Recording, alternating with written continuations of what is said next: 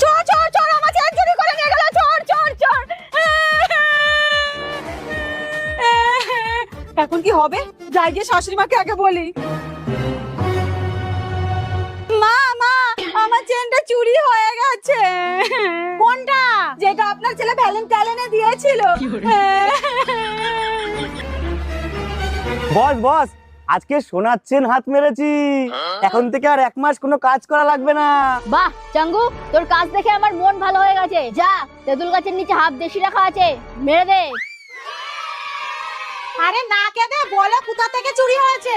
মা, রাস্তা থেকে। কোন রাস্তা থেকে? মা, পিচ রাস্তার থেকে। আরে জায়গাটার নাম কি? মল্লিক পাড়া। মল্লিক পাড়া? ওইটা তো ছোট হাতির এলাকা। চলো আমার সাথে।